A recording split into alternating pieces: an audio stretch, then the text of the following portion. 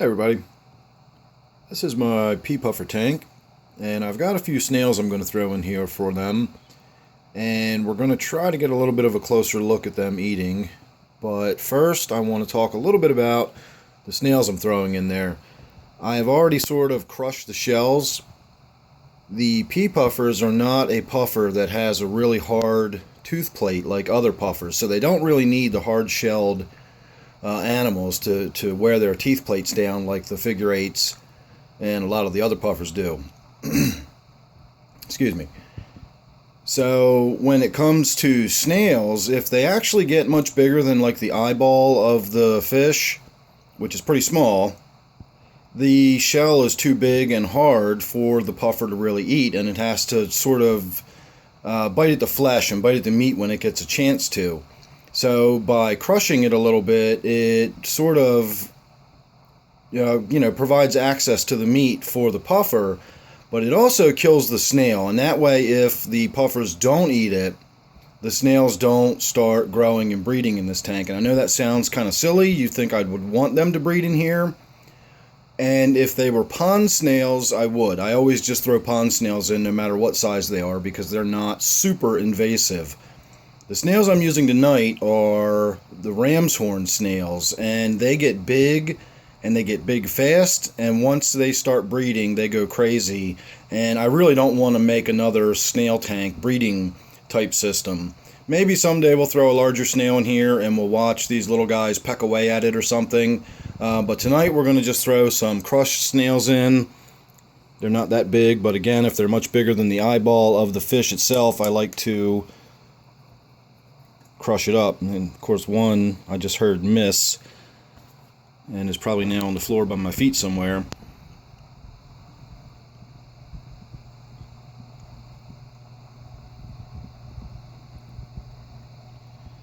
They really do thrash around very violently once they've picked up a piece of food. And I guess it's how they tear the meat apart. Of course, they're all going to sit there wondering what this camera right on them is. Let me try this a different way. Picture's not the best when I zoom in like that, but it'll keep the fish feeling a little more secure.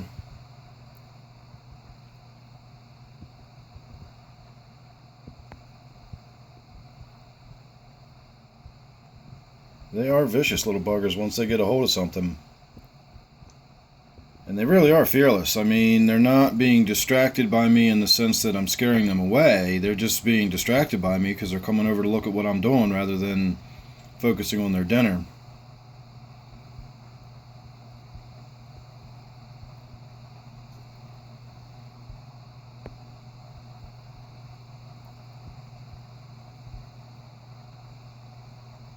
They are absolutely fascinating little fish, though. I love these guys. I am just in love with this tank now.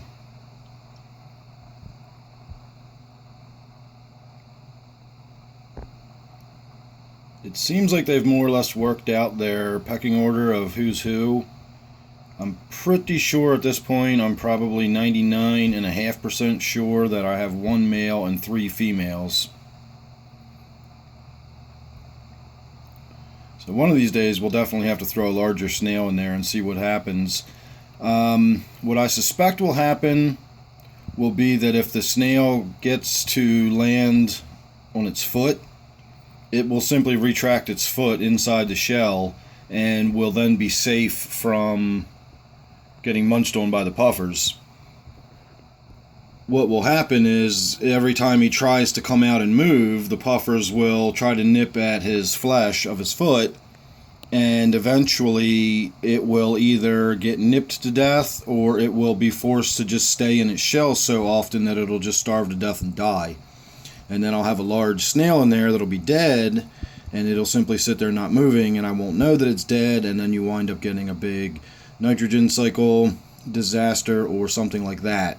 So I'm really reluctant to put larger size snails in there, but we might be able to do it, and then keeping a close eye on it, just sort of as an experiment. The only time I've ever had a situation like this occur before was with loaches, not puffers.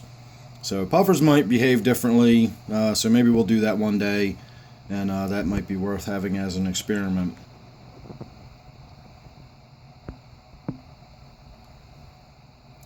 So I guess everybody's about done. I just wanted to get a little more video here of everybody eating and munching away on something. I shot a video the other night of the fish feeding, but I didn't do the handheld camera. I did stationary on the tripod, and these guys are so tiny it's really hard to appreciate when they're doing their thing. One of these days I'll get my camera set up with my good camera and I'll be able to zoom in really close, and we'll get some up close footage of them actually going in for the kill as they strike their little prey down there on the bottom. Let's see if we can get one more shot of somebody eating on something.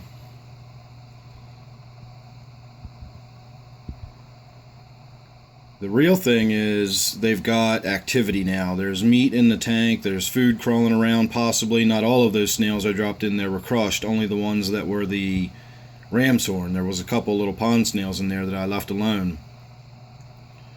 So I try to throw some in on one side of the tank, and while everybody's paying attention to them, I'll throw some more in on the other side of the tank. I try to get some down in the plants.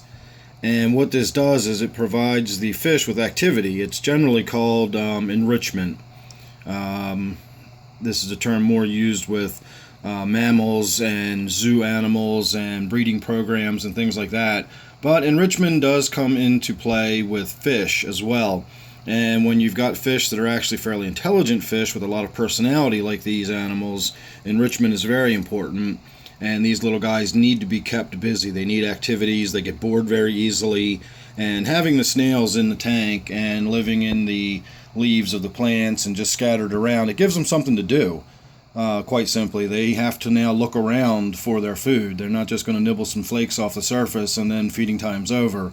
The idea is that it takes them a while to find all this stuff, and it provides them with activity.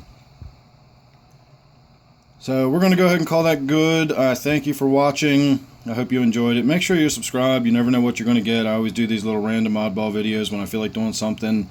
Plus I do a little more prepared videos where I set up the tripod and I sit down and have a discussion topic or something. So make sure you're subscribed, that way you won't miss any of them. This again is my pea puffer tank. I hope you enjoyed watching this. These guys are a lot of fun. I look forward to seeing you real soon on the next one.